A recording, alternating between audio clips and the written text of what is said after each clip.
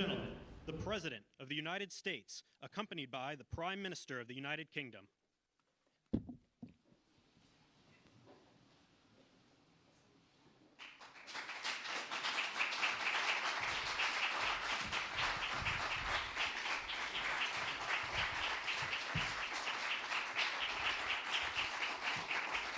Thank you very much. Thank you very much. Great honor. Today it's my privilege to welcome the Prime Minister of a very special place, the United Kingdom, to the White House. Prime Minister Starmer, you've been terrific in our discussions. You're a very tough negotiator, however. I'm not sure I like that, but that's okay.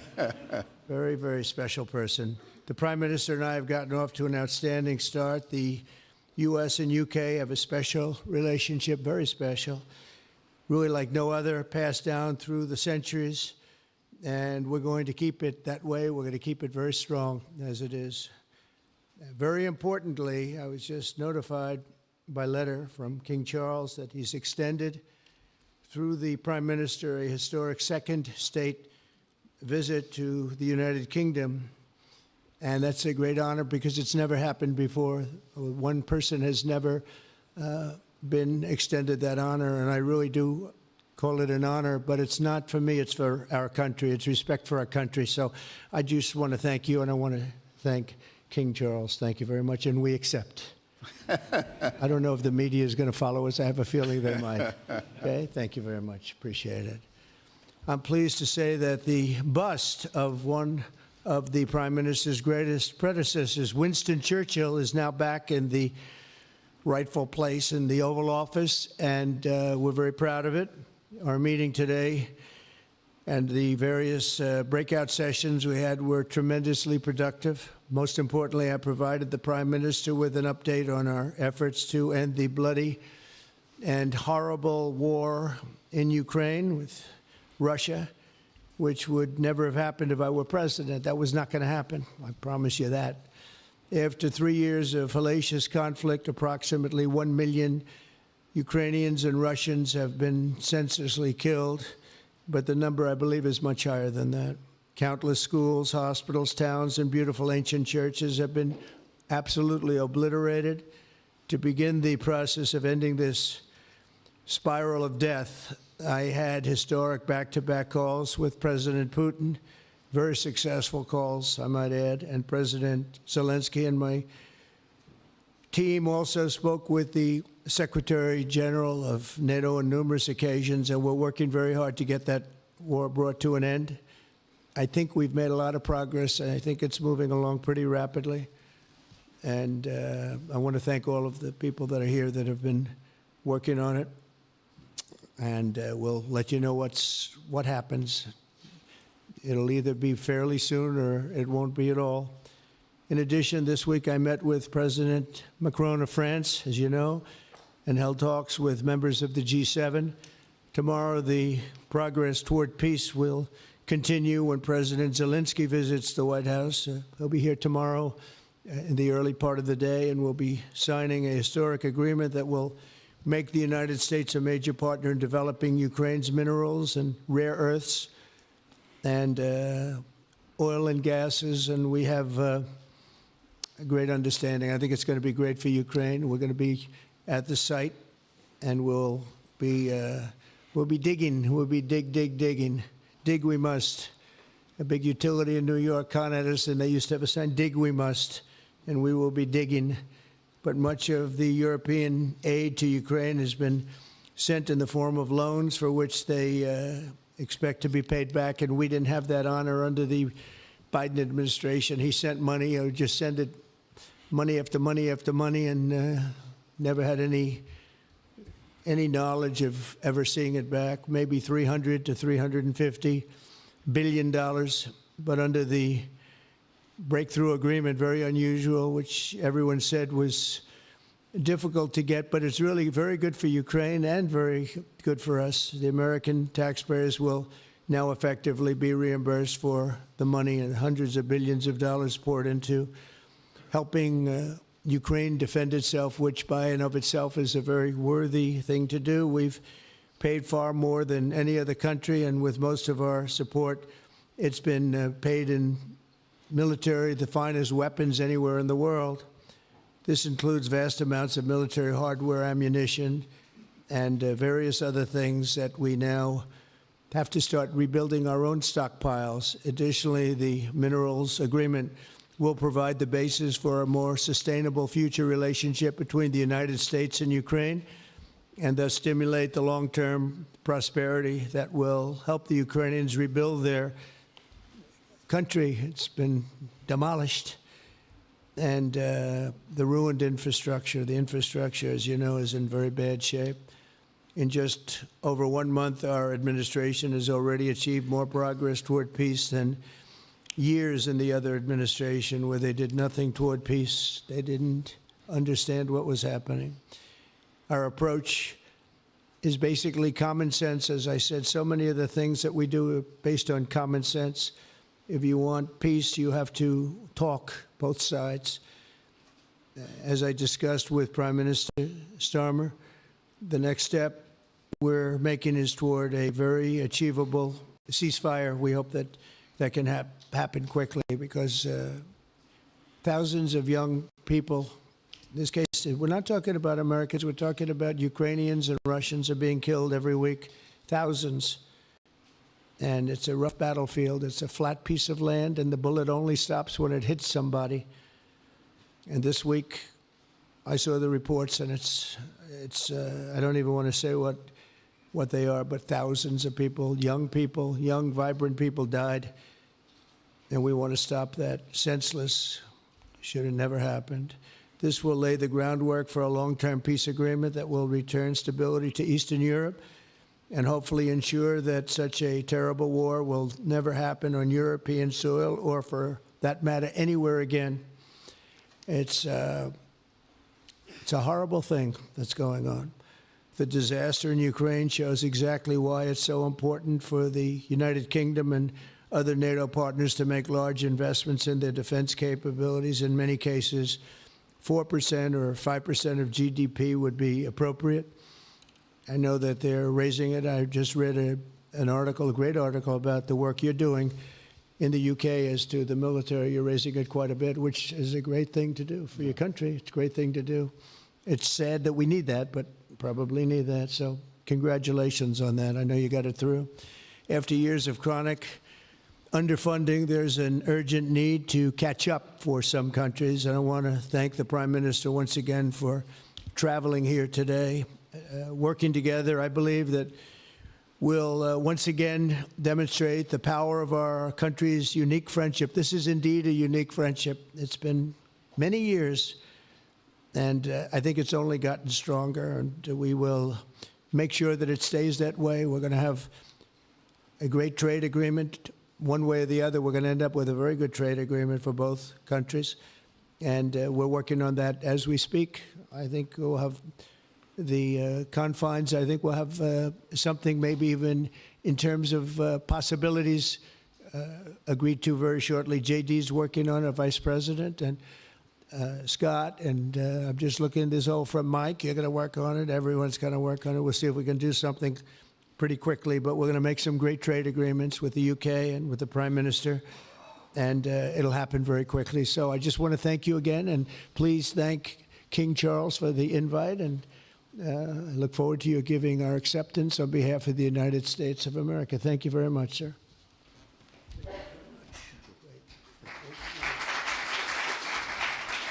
Thank you. Well, thank you very much, Mr. President. Thank you for your hospitality. Thank you for your leadership. This has been a very good and very productive visit. And with your family roots in Scotland and your close bond with His Majesty the King, it's good to know that the United Kingdom has a true friend in the Oval Office. And it was so good to see the bust of Winston Churchill back in its rightful place just a moment ago. But look, in a moment of real danger around the world, this relationship matters more than ever. We remain each other's first partner in defence, ready to come to the other's aid, to counter threats wherever and whenever they may arise. No two militaries are more intertwined than ours. No two countries have done more together to keep people safe. And in a few weeks, we mark VE Day, the 80th anniversary of victory in Europe. Britain and America fought side by side to make that happen. One of the greatest moments in our history. We stand side by side still today, and we're focused now on bringing an enduring end to the barbaric war in Ukraine. Mr. President, I welcome your deep and personal commitment to bring peace and to stop the killing. You've created a moment of tremendous opportunity to reach a historic peace deal, a deal that I think would be celebrated in Ukraine and around the world. That is the prize. But we have to get it right. There's a famous slogan in the United Kingdom from after the Second World War. That is that we have to win the peace. And that's what we must do now. Because it can't be peace that rewards the aggressor or that gives encouragement to regimes like Iran. We agree history must be on the side of the peacemaker, not the invader. So the stakes, they couldn't be higher. And we're determined to work together to deliver a good deal. We've discussed a plan today to reach a peace that is tough and fair, that Ukraine will help shape, that's backed by strength, to stop Putin coming back for more. Now, I'm working closely with other European leaders on this, and I'm clear that the UK is ready to put boots on the ground and planes in the air to support a deal, working together with our allies, because that is the only way that peace will last. Mr. President, in this new era, you're also right that Europe must step up. And let me tell you now, I see the growing threats we face, and so the UK is all in.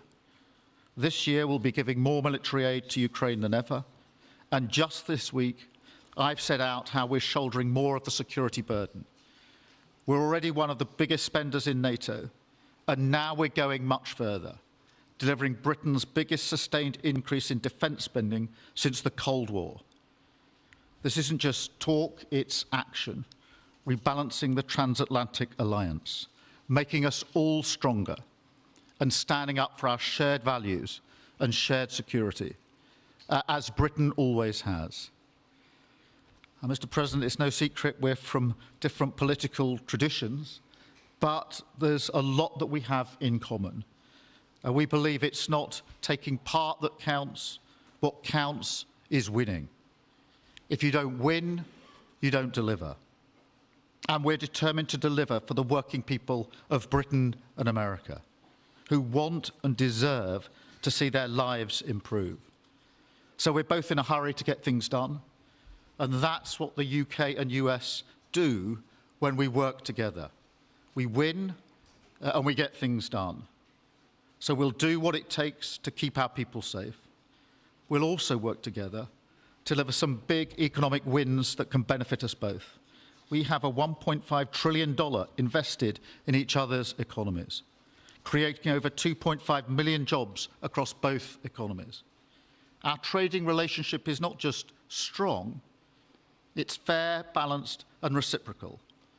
We're leaders together in so many areas, ranked 1 and 2 in the world as investment destinations, 1 and 2 for universities, 1 and 2 for Nobel Prizes, 1 and 2 in golf as well, by the way, and we're the only 2 Western countries with trillion-dollar tech sectors, leaders in AI.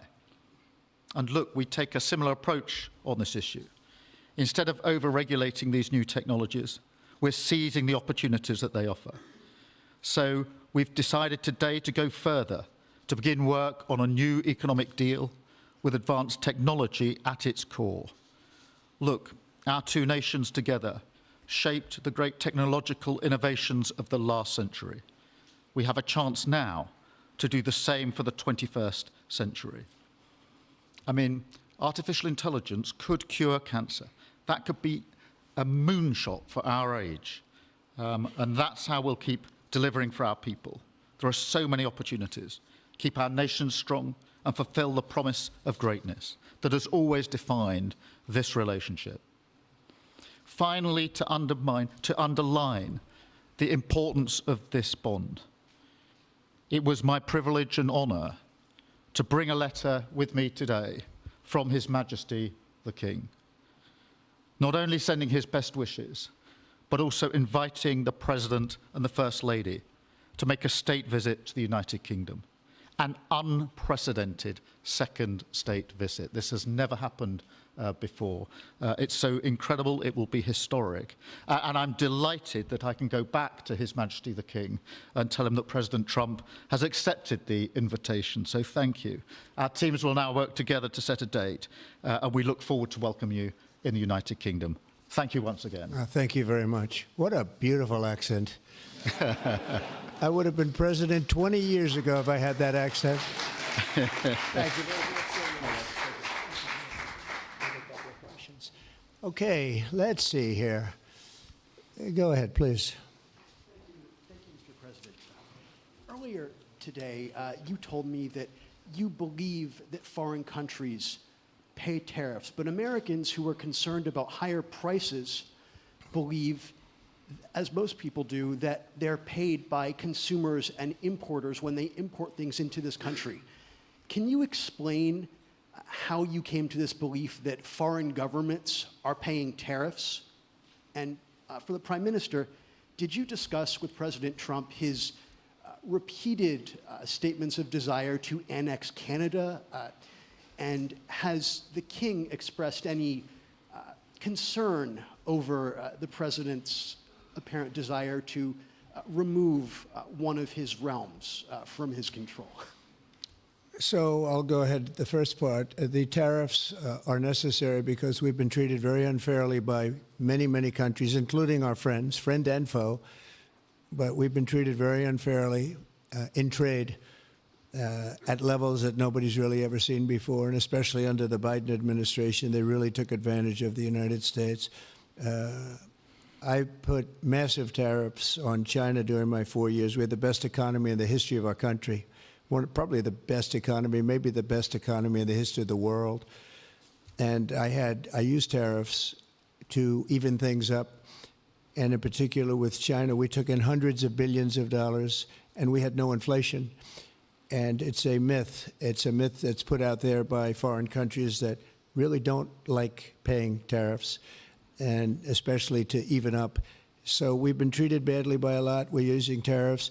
And I find, and you just have to look at the numbers, but I find that it's not about inflation, it's about fairness, and the inflation for us has not existed, and I don't think it's going to exist. We're going to bring our car industry back, we're going to bring our chips back, we're going to bring so many things back to our country, including pharmaceuticals and drugs, and the thing that's going to get us there is tariffs. And I say often, it's my favorite word in the dictionary, but I always preface that by saying now, because I got into a lot of trouble with the fake news where they say that's not good, so I say God, love, family, wife, they're all my favorite words, but tariff is about number 4 or 5 on the list.